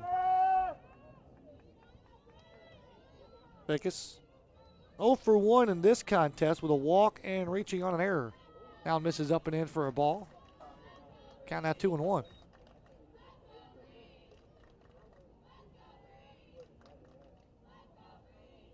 And again, fans, regardless of who wins this contest, whoever is going to the World Series, don't go far after the postgame. We'll have the celebration for you here on the Grizzly Digital Network, as well as live postgame reactions from the winning head coach and an outstanding player, too, as well. 3-1. Fickus hits this one hard in the center field. Back goes Doe, but making a running catch and hauling in that line drive for out number 2. So 2 quick outs here in the 5th. And this will bring up Piper Wagner, the pitcher, chance to help her own cause. One more run gets you to that magic 4 where GGC has that gaudy 45-0 record when scoring 4 runs. Already snapped that streak of 2 straight games without scoring first. They did get on the board in the first inning. 37-0 now when scoring first. Wagner takes that nice pitch for a ball. It's now even at 1-1. Wagner base hit off of Abramson in her last at bat. Was left stranded on the bag over at first. 1-1. Wagner puts a charge into this one. Back goes the right fielder Nunez. But again, another line drive effort to the outfield. Tracked down by the speedsters for the Owls, who roam the range out there in center field. Will make a nice play and make it a 1-2-3 frame for Oregon Tech in the 5th. We've played 5. Some will say we got 2 to go. Grizzlies a 2-run lead here in the if necessary game of the opening round here on the Grizzly Digital Network. Fine Design is the official championship apparel provider of the NAIA.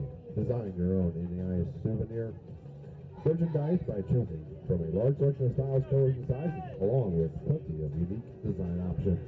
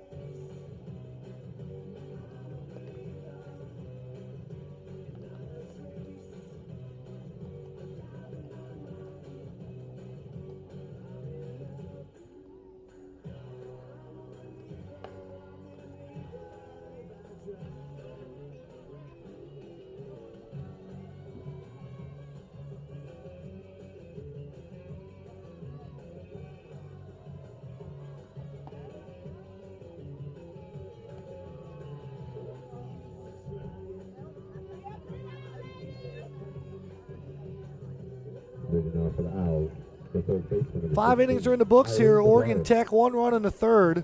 They've done it on 6 hits and 1 error defensively. GGC, 2 runs in the 1st, 1 run in the 4th, 3 runs on 6 hits, no errors defensively. It's a pair of freshmen inside the center circle. Sarah Abramson for Oregon Tech and the starter, Piper Wagner for GGC. 6, 7, and 8 due up for the Owls. McGuire, Delamere, and Armentrout. As Wagner's first pitch misses low for a ball, 1-0. Versus Irene McGuire, the third baseman, 1 for 2 in this contest versus the Grizzly freshman.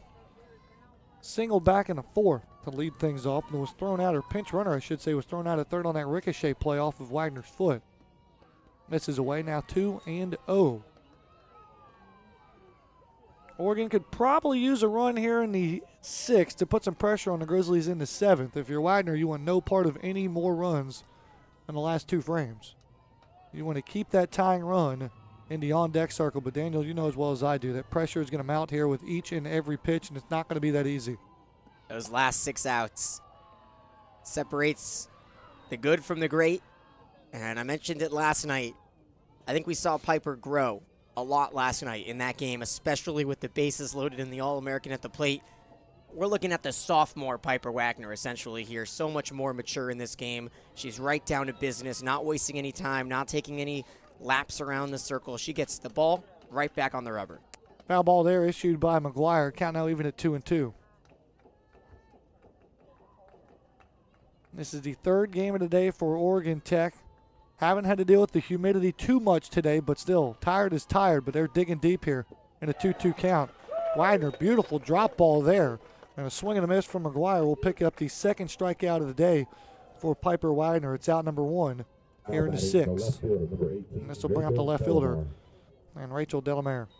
Yeah, McGuire had a tough game against Hansen, struck out in similar swings like that. She looks like she's guessing and goes down swinging here. Off-speed pitch floats in there just a bit low there. But I like the adjustment from Wagner there as Delamere has flown out twice in the center versus the Grizzly freshman. Chris Chubb behind the plate, not loving the lofty changeup because remember, it's where it crosses the plate, not lands. Second pitch swung on, past the diving glove of State, and Robinson's there to back things up. Throws a high one over to Melton, but it's not in time. Infield single for Delamere. It puts it beautifully in the hole. It's short. Still Robinson showing off the range. And that's all they needed, just one runner on base. Wasn't going to be too easy for Piper Wagner, not with the speed of this Oregon Tech offense. Very similar to GGC. The ball doesn't need to leave the infield to put runners on base, and Delamere gets the infield single, her first hit of the day. Now Armentrout, who's 2 for 2. First pitch into Armentrout. Hits for a strike. Yeah, 0-1's the count. 0-1 there. An off-speed pitch. Misses low for a ball, 2-1. Correction, make that 1-1.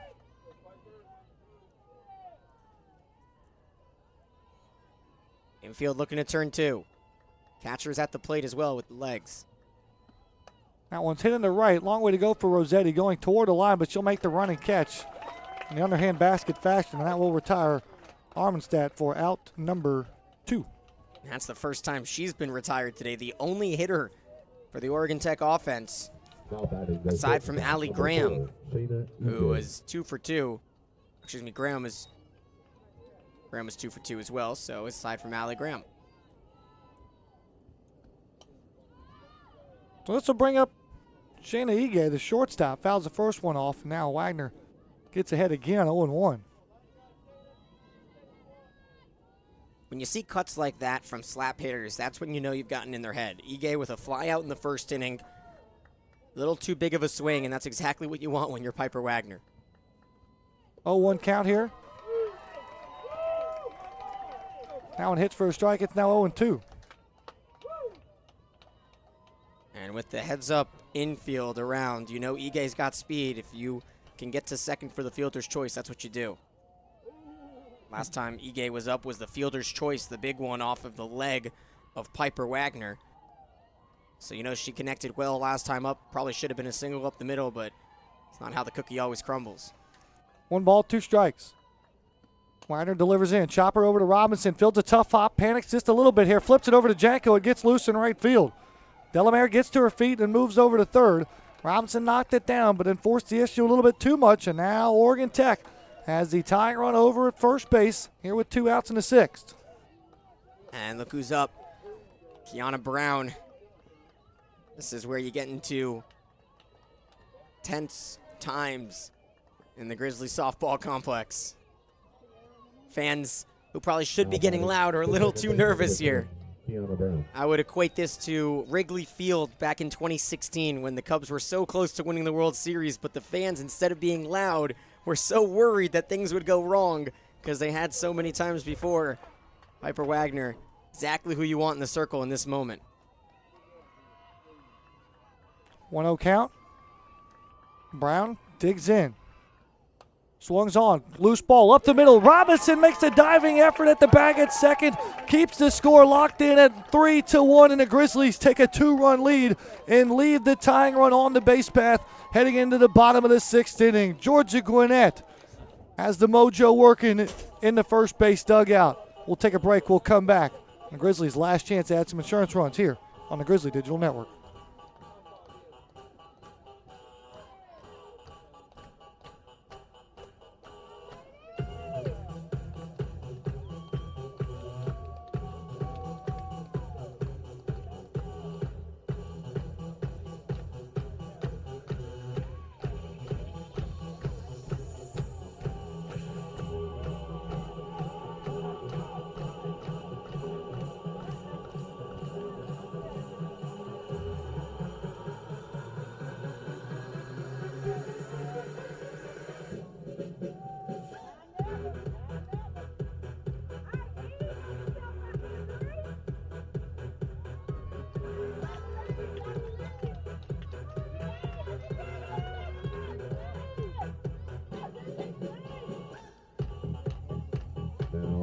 Leading out for the Grizzlies, the first baseman of the three, Alyssa Melton. All right, here we go. Bottom of the sixth inning. Georgia Gwinnett on top 3-1. That's a big-time defensive play by the Grizzlies shortstop and Tori Robinson. We'll try to carry that momentum here to the bottom of the sixth inning. Again, Grizzlies only up 3-1, and any insurance run would be helpful for Piper Wagner and his bullpen. As Melton, Cox, and Jenko, bottom of the lineup, due up here versus Sarah Abramson. And when you take a look at who's due up in the top of the seventh, the 2, 3, 4, Doe, Moats, and Graham, one more run would just be so monumental. And the Grizzlies, who set a program record with 32 long balls this season, have not hit any in their 3 games against Oregon Tech. 1-1 count here. Melton looking to go big fly to left field. Back goes Delamore. Still going. It's off the foul pole. Solo shot for Alyssa Melton. And the Grizzlies get a big-time insurance run off the big bat of Alyssa Melton. 4-1 your score. And Coach Eilenberg lit that fire under E, moved her down in the lineup, and it paid off. 1 run in the 4th. That one worked as an insurance run. This one in the 6th is so much more monumental. Silences this Owls defense as well. No more chattering around that defense. They are stunned silent. Right down the line. We're looking, we're pushing like Carl Yaz did. And finally, E snaps out of a mini slump.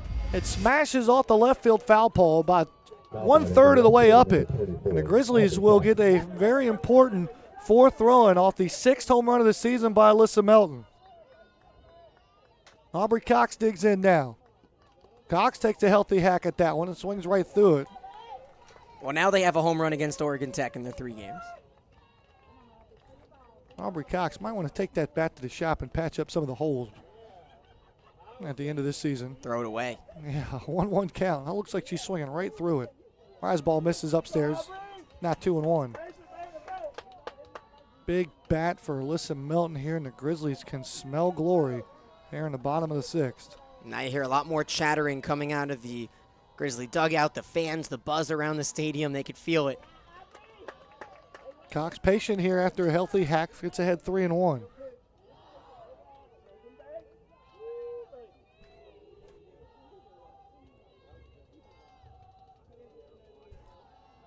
Abramson from the right. Cox from the left.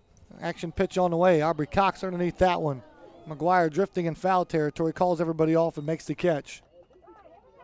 For out number 1.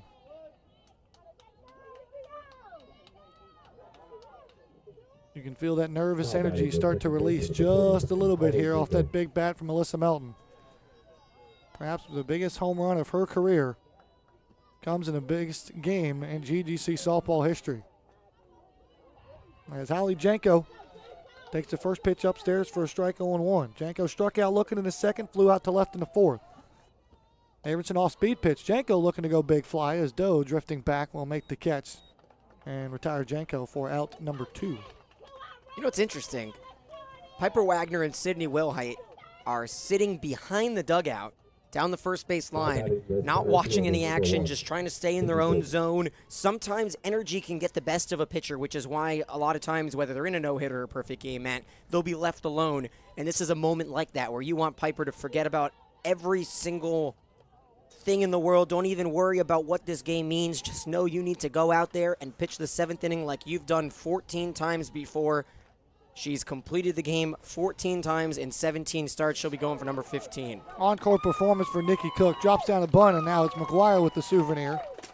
And the third single today for Nikki Cook. On the base path all 4 times.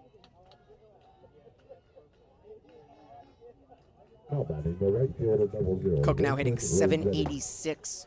11 hits and 14 at-bats in 2 days. So now Raekwon Rossetti digs in. Grizzlies aren't done yet here. Expect Cook to take off again, and then Rossetti would have a runner in scoring position with 2 outs. 4-1 Grizzlies lead. And Abramson kicks and fires. Now and hits for a strike. It's 1-1. Rossetti 1 for 3 with an RBI and a run scored in this contest. Getting things started in the first. Cook on the move. Throw down to second. No hope. Especially when she's stealing off the changeup. There's no chance you mix that with the combination of Armentrout, who hasn't thrown out a Grizzly or anyone in the last 2 days by that measure, and Nikki Cook. Believe that's 62 now, 6th of the day. 1-2 count here. Rossetti slaps this one right at McGuire, who's been sure gloved at the hot corner. As for the second time today, McGuire will throw out Rossetti over at first base. Offense gets a big-time solo home run by Alyssa Melton in the bottom of the 6th. And with a 3-run lead, the Grizzlies are 3 outs from glory. Can they punch their ticket to the World Series for the first time in program history? We'll find out on the other side of this break. You are watching the Grizzly Digital Network.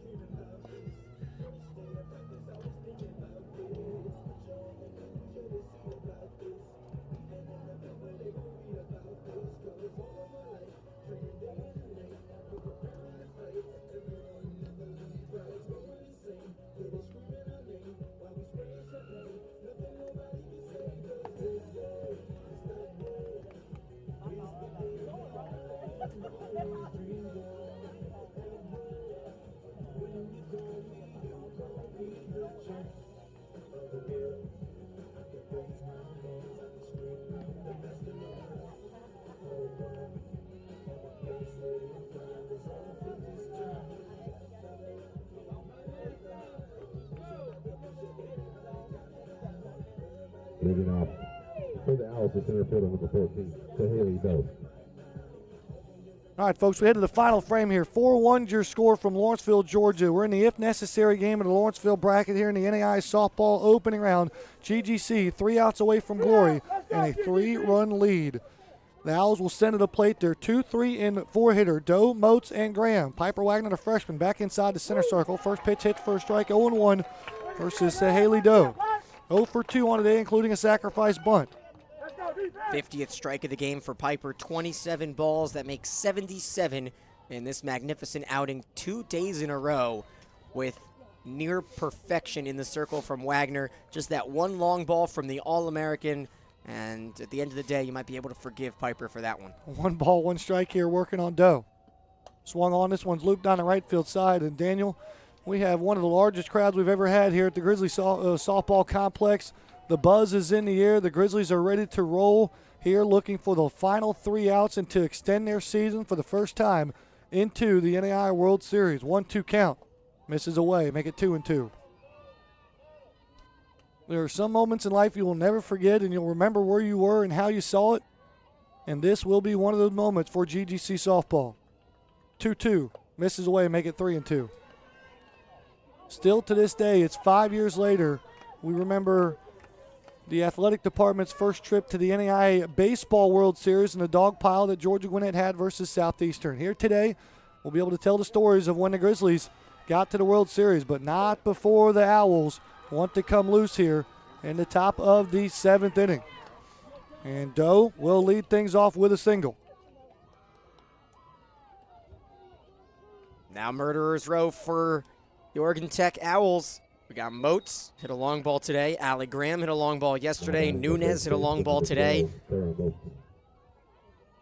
work cut out for her in the circle for Wagner, and I mentioned how economical she's been. Nonetheless, defense might need to make one more big play. Every once in a while, just that one big play. It might not be totally necessary, but just get right back in there and provide another spark for your team. Wagner first pitch, ground ball over to Janko. Janko to Robinson for one. Robinson over to Melton, not in time. Grizzlies almost had the 4-6-3 double play, but enough speed for Moats to get down to first base on the fielder's choice. Grizzlies get a big out, number one. That out's all that matters. To be honest, Janko didn't even need to go to second. It was the easier play for her, but if it wasn't the easier play, no reason to force it. Same thing here. If there's a play in the hole and you can't go to second, a double play to end the game isn't necessarily more important than just getting out number two. And this will bring up Allie Graham, the designated player. She is yet to be retired by Piper Wagner, a walk and 2 singles. A freshman inside the center circle in a pressure-packed situation in front of the hometown crowd. First pitch hits, second one misses, 1-1. Not too far off there for Wagner. Moats. Above average speed, but nothing too crazy. They'll value their base runners here, down by 3 in the 7th. Swung on, fouled off, up and out of play to the right side. Count out 1-2.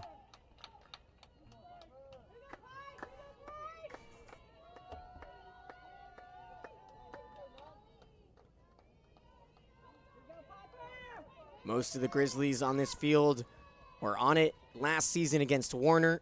They know how it feels to get so close, but yet so far, and how hard those last 2 outs are. And here we are again, and a handful of them were there 2 years ago against St. Xavier's. 1 game away. Situations. Oregon Tech, same thing, and you know they're going to make it tough on them. Strikeouts will not be easy here for Wagner. 1-2. Swung on, tapper back to Wagner. Wagner's going to go into center field on a throwing error. Nikki Cook's there to back things up in what could have been out number 2 and potentially a big double play. Instead, extends the frame, and the tying run comes to the plate for Oregon Tech in the top of the 7th. Keep in mind, GGC still the home team on the scoreboard here in this if necessary game. But right now, GGC needing 2 outs any way they can get it. An error, a very uncharacteristic one for this team. Puts runners at first and second. And so Logan Nunez digs in. Fouls the first one off at an 0-1 count. As tempting as it is to try to turn 2, just said it. Just get an out any way possible. These runners right now mean absolutely nothing. Once again, if you can just get the out at third, get it. Out at second, get it. Any out. Nunez fouls that one off, and Wagner way ahead 0-2. Nunez 0 for 3 versus Wagner in this performance. A fly out to center, a strikeout, and a ground ball to Staten. Grizzlies big infield all the way around. Tying runs at the plate for the Owls here in the top of the 7th. 0-2. Now one misses away, make it 1-2. You have another opportunity here to waste a pitch. 1-2 count. No threat of a walk yet. Then if it gets to 2-2, you reconsider, but nothing should be near the zone here for Wagner. 1-2. Tapper right back toward Wagner. She'll glove that one. Underhand flip over to Melton. Maybe a lesson learned there for Wagner. Didn't force the issue too much. Got the sure thing and out number 2. As that'll push 2 runners in the scoring position at second and third. But Oregon Tech down to their last at-bat and down 3 runs in the top of the 7th. Stepping to the plate, Irene McGuire. Now batting the third baseman, number 16, Irene McGuire. McGuire digs in. First pitch swinging here. Loop to the right. Long way to go for Rossetti. Still running is Janko. She'll make the catch. And for the first time in GGC softball history, the Grizzlies are going to the World Series as the glory goes to the Grizzlies. 4-1 your score. Pack your sunscreen. Pack your Grizzly gear. Georgia Gwinnett is headed to Claremont, Florida. A great moment there for Kat Eilenberg and her family. She exchanges hugs with John Eilenberg and Tanya Metter's daughter, Elizabeth Eilenberg, there too as well. And a big hug and a twirl for Nikki Cook, who played on an entire new level for the lone senior, as GGC will win by a final score of 4-1. They're going to show Eilenberg the Gatorade treatment. I think she'll take it. Right there at the first base line. Yep, no running away this time. Kat is all for it. And how fitting is it, Matt, that it comes on a difficult play too? So many difficult plays in the field. 3 diving catches yesterday. Torrey Robinson with one of the bigger plays of the game today in the 6th, robbing potentially a RBI single to pull it within 1. And then Holly Janko covers about 35 to 40 feet there as she races down the line. Wow, what a moment here. And you could start to pencil that into your schedule. That 7-hour drive coming up in about a week and a half for you Grizzly fans down in Claremont. So Georgia Gwinnett here finishes off the Lawrenceville bracket in if necessary fashion. They went down 4-0 in Game 6, but in Game 7, a 4-1 victory for Georgia Gwinnett. They'll move forward into that NAIA World Series. Fans, don't go anywhere. We're going to stay right here with you. We got a post-game celebration and ceremony for you, too, as well. We'll have the post-game comments coming out for you live right here on the Grizzly Digital Network from head coach Kat Eilenberg. And a special moment for the program and the team. We'll also hear from an outstanding player in the tournament, too, as well, as GGC, again, doing a great job here in this tournament. Stubbed their toe early. I'm going to go Nikki Cook. Yeah, not a bad guess player here. of the tournament. And so we'll have all that here in just a moment, and we'll turn things over to our public address announcer here, Dale Long, for a very special announcement. Ladies and gentlemen, we begin our post-game award ceremony. At this time, we ask members of the Georgia Gwinnett College softball program to accept the 2018 NAIA softball opening round trophy for the NAIA tournament site representative Laura Eberling. The Grizzlies have punched their ticket to the NAIA World Series and will play in Claremont, Florida from May 24th to May 31st. It's the Grizzlies' first World Series appearance.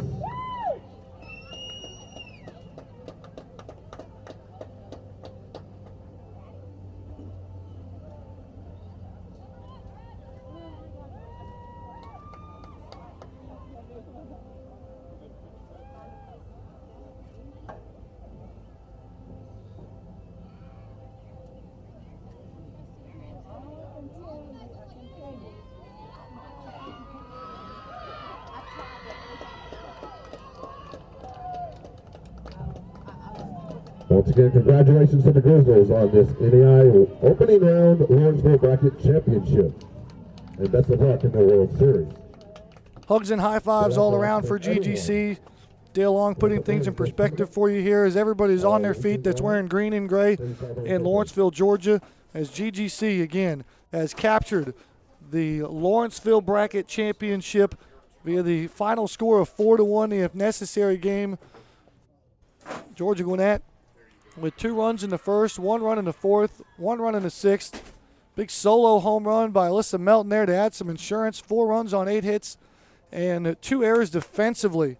Meanwhile, Oregon Tech, 1 run in the third on 8 runs and 1 error for the Owls.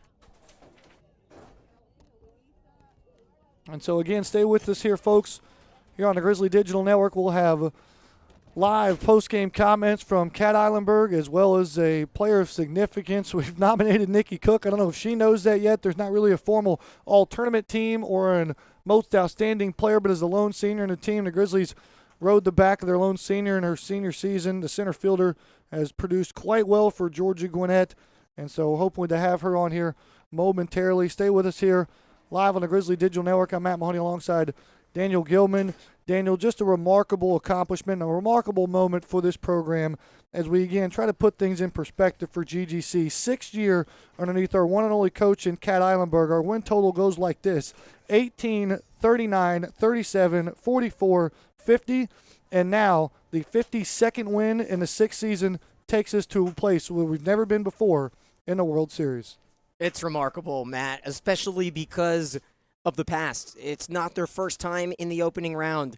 It's their 4th consecutive season in the opening round, and at the end of the day, it comes down to the veteran leadership. So much had to be said in between these 2 games to reignite and just fire up each of these players. Nikki Cook to start it off in the bottom of the first inning with a base hit, steal second, get to third, score the run. Rossetti, get on base, score the run. It's unfathomable to try to put words into players' mouths, but you have to assume that Nikki Cook said something and got emotionally charged enough to fire her team up.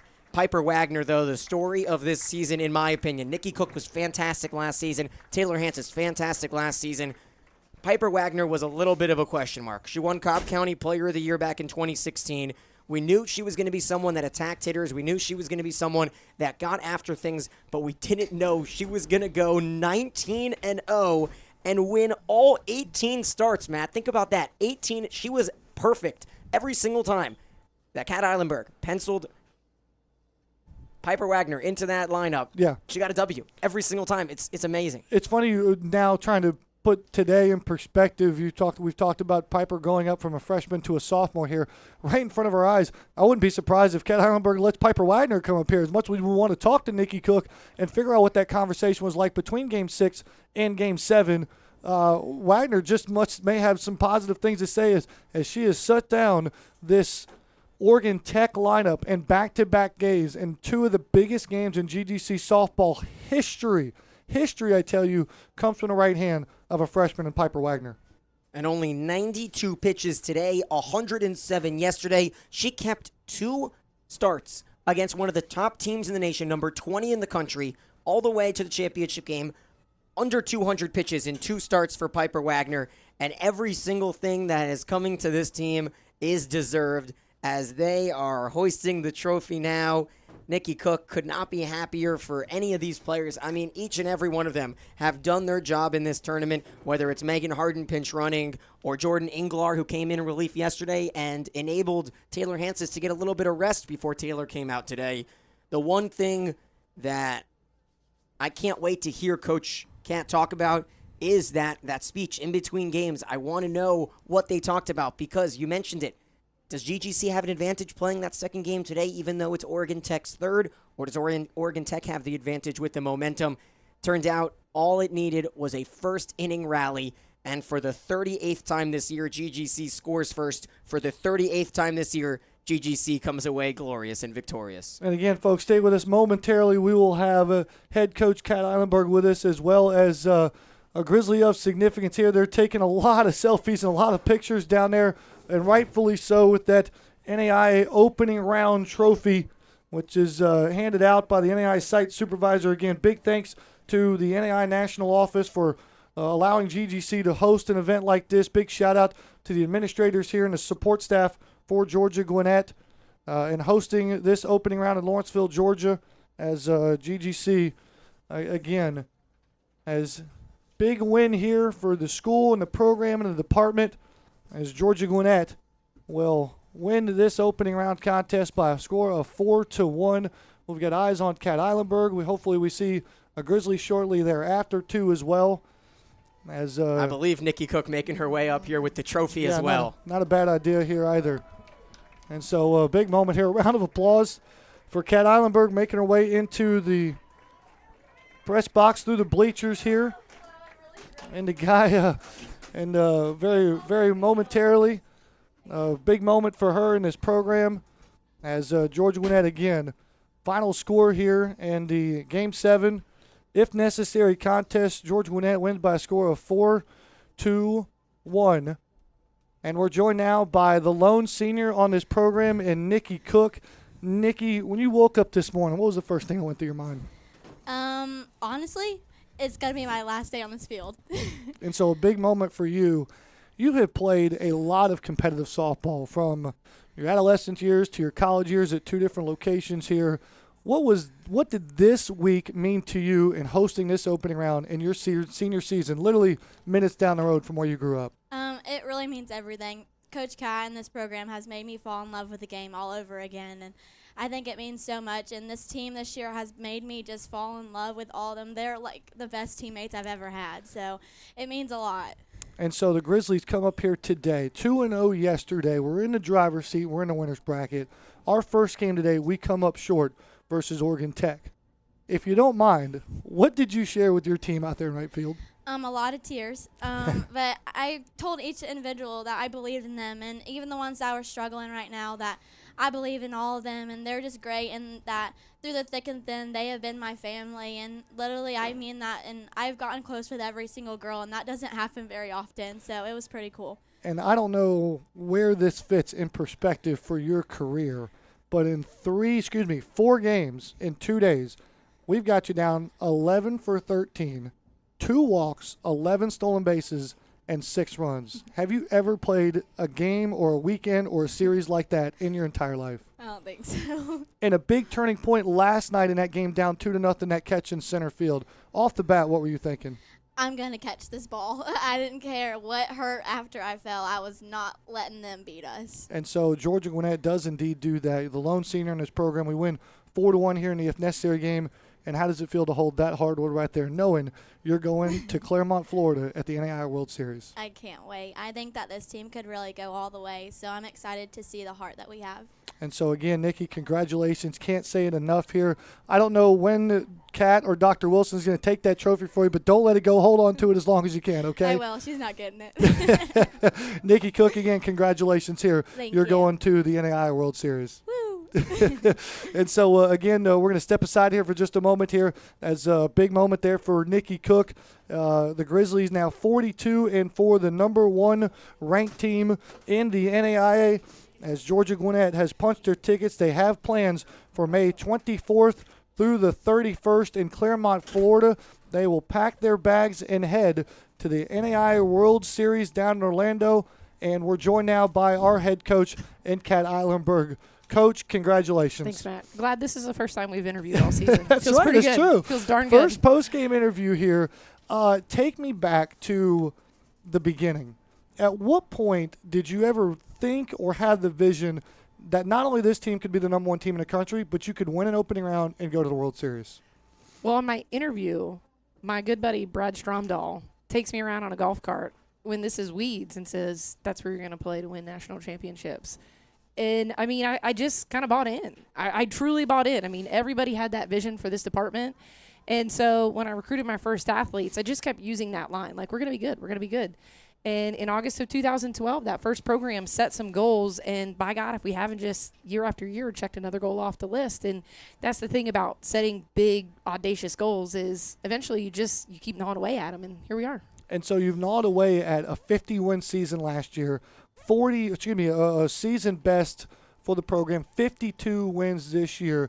As again, if that's a checkbox or not, how empty would this season have been if you didn't make it to the World Series? Sure. I mean, I think Nikki encapsulated it. You know, this team has a love for one another that goes beyond the game, beyond the chalk, but when they're between the lines and they're in the dugout together, it's just, I keep calling it magical. You know, they have a little spark to them that you just love being around them, and it doesn't matter the situation. Even in the first game today, there was something off about them, but they were still just fighting for each other.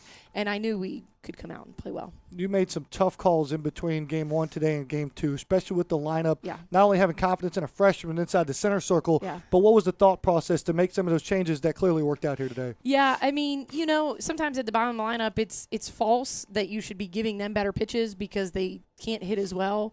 And it just felt like if E and Aubrey had some runs in front of them before they got up to bat, they'd relax. And it seemed to work, you know. And shout out big time Dr. Wilson on that giant foul pole. Yeah, absolutely. As Alyssa Melton there in the 6th, ding-dong off the left Yeah. field foul pole. What did you tell to her as she rounded third? Thank God for a big foul pole. I'm just proud of her. I mean, I know that's her swing, and she's been doing that all year. So. And she struggled a little bit this week, but turned around, gets a big home run for GGC here. Then going into the 7th, we even saw Piper Wagner kind of sneak out of the dugout. She didn't want any part of the excitement. How laser locked and focused was the freshman today? Yeah, she came in telling me, you know, she's ice cold, and you want ice in your veins. And, you know, even in the 7th when she makes the throwing error, Piper throws so hard and so accurate, she realized no one was at the bag. So if she rocketed it, no one's there. So she tried to ease up on it. And in that situation, it's like funny that just get outs, even though we wanted to double play the play before, you know. And so you got the trophy. That's the game ball, the last out there. I got it. You shared some hugs with some family and some of Yeah. the players here. When will it set in that you're going to the World Series in just the 6th year of this program? I don't think it's going to set in until I'm on that bus and I have to check my checklist 3 times because, you imagine things happening, you know, and the more you speak it into existence, the more it's going to happen. And that's the energy of this program. They really believe what they say to one another. And so we talked about energy. We talked about just the vibe that they give off. And I feel like I'm talking granola and cuckoo bars, but they do. They just, when they're happy and laughing and goofing off about just the nonsense they create about themselves, you see the outcome that you've seen 53 times this year. Well, here's the warning shot to the rest of the NAIA. There's a bus headed south on I-75 next week to Claremont, Florida at the NAIA World Series. That'll do it here for our entire cast and crew. Coach, can't say it enough. Congratulations. Thanks, you're going to the World Series. Thank you so much. So that'll do it here. We'll wrap things up from Lawrenceville, Georgia. Big thanks to all of you guys that stay tuned all week long here. We sandwiched 7 games in 2 days. I hope you enjoyed it. We had a great time here. And for Daniel Gilman, I'm Matt Mahoney signing off saying so long, everybody. This is the Grizzly Digital Network. We would like to thank our corporate sponsors for making this broadcast possible, and you, the fans, for tuning in. For the latest information about GGC athletics, log on to grizzlyathletics.com.